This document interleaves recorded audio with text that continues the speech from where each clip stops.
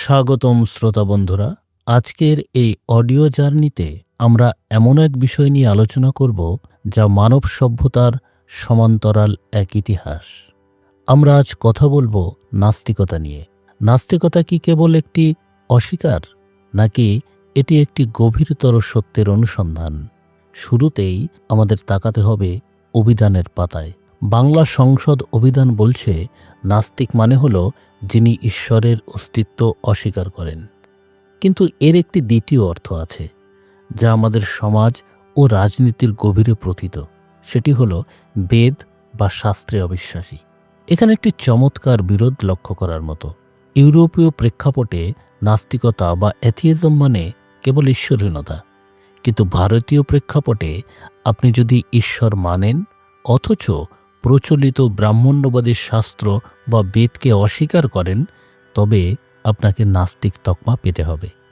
অন্যদিকে পশ্চিমা অভিধান ওয়েবস্টার্স নাস্তিকতাকে কেবল অবিশ্বাস নয়, বরং অনেক ক্ষেত্রে অধর্ম বা দুষ্টুমি হিসেবেও চিহ্নিত করেছে।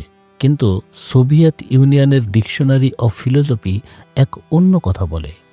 তাদের মতে নাস্তিকতা হল একটি বৈজ্ঞানিক বিশ্ববিখ্যা, যা মানুষকে অলীক শক্তির ভয় থেকে মুক্তি দেয়। আজকের এই দীর্ঘ আলোচনায় আমরা দেখব কেন মানুষ ঈশ্বর কল্পনা করল, কেন শাসক শ্রেণী ধর্মকে হাতিয়ার বানালো, এবং কেন কার্ল মার্কস ধর্মকে আফিম বলে চিহ্নিত করেছিলেন। চলুন ফিরে যাই হাজার বছর আগে। আদিম মানুষ যখন গুহায় বাস করত, তখন তার চারপাশের জগৎ ছিল রহস্যময় এবং ভয়াবহ। বজ্রপাত কেন হয়, মহামারী কেন আসে, মানুষ তখন জানত না। প্রকৃতির এই বিশাল ধ্বংসাত্মক রূপের সামনে মানুষ নিজেকে অত্যন্ত ক্ষুদ্র ও অসহায় মনে করত।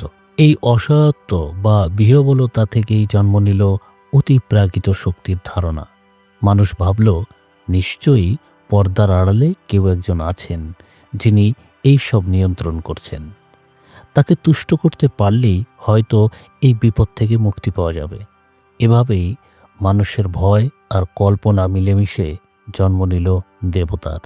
বিখ্যাত দার্শনিক প্লেটো এই ভাববাদী চিন্তাকে একটি দার্শনিক রূপ দিলেন। তিনি বললেন, জগৎ গতিশীল এবং পরিবর্তনশীল। এই গতির পিছনে নিশ্চয়ই কোনো পরম শক্তি বা আত্মা কাজ করছে।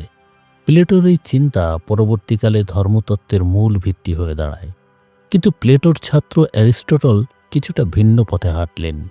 তিনি বললেন, ঈশ্বর থাকতে পারেন, কিন্তু তিনি জগতের কাজে হস্তক্ষেপ করেন না। একে বলা হয় ডিউজম, অর্থাৎ ঈশ্বর হলো সেই ঘড়ির কারিগর, যিনি ঘড়ি বানিয়ে দম দিয়ে ছেড়ে দিয়েছেন। এখন ঘড়ি তার নিজের নিয়মে চলছে।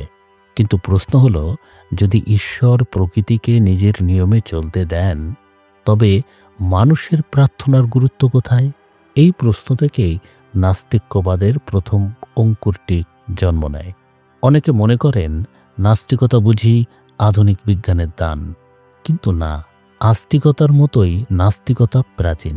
প্রাচীন গ্রীসে যখন একদল মানুষ দেবতা নির্ভর সমাজ গড়ছিল, তখন অন্য একদল দার্শনিক যেমন থেলিস, ডেমোক্রিটাস, এপিকুরাস এরা বললেন যে জগতের মূলে কোনো অলৌকিকতা নেই। ডেমোক্রিটাস বলছিলেন, জগৎ গঠিত হয়েছে ক্ষুদ্র ক্ষুদ্র কণা বা অ্যাটম দিয়ে, এখানে ঈশ্বরের কোনো স্থান নেই। এই যে বস্তুবাদী চিন্তা, এটিই ছিল আধুনিক বিজ্ঞানের পূর্বসূরি।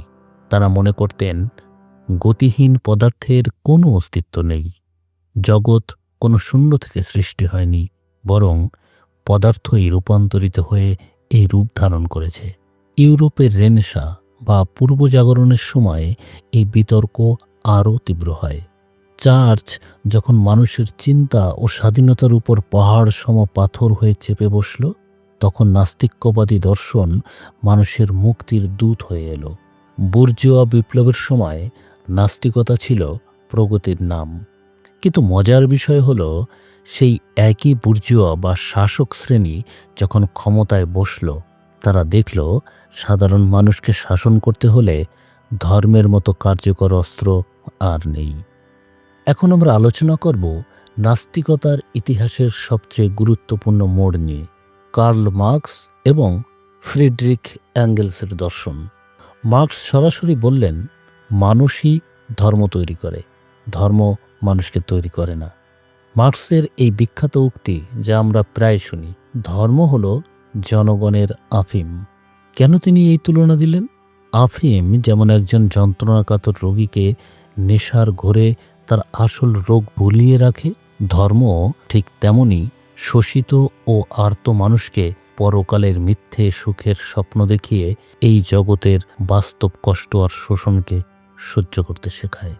শ্রমিক যখন সারা দিন কলকারখানায় হাড়ভাঙা খাটুনি খেটে ঘরে ফেরে, তখন তাকে বলা হয়, চিন্তা নেই, এই জীবনে কষ্ট করলে পরকালে স্বর্গ পাবে।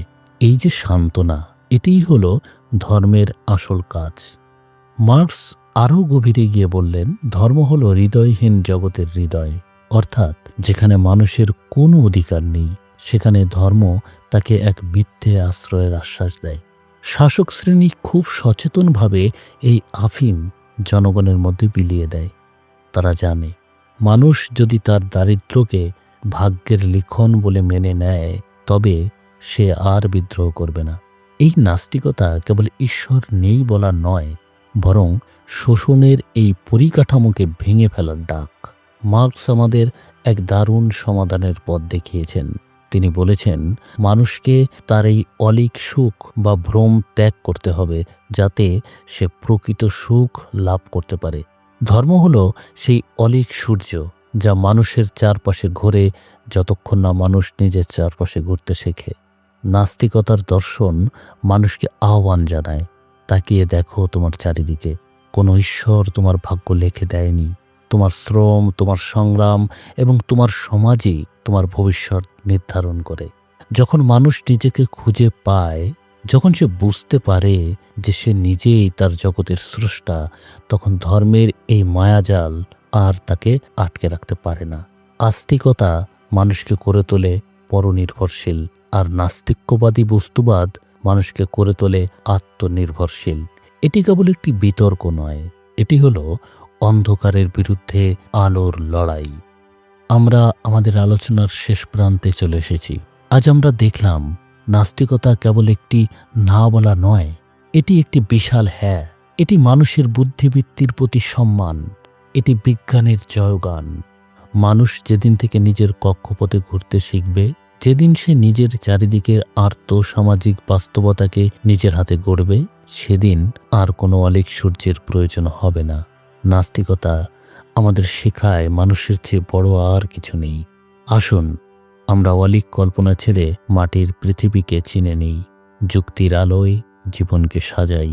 এতক্ষণ আমাদের সাথে থাকার জন্য অসংখ্য ধন্যবাদ। দেখা হবে পরবর্তী অডিও বুকের কোনো এক নতুন দিগন্তে। বিদায়।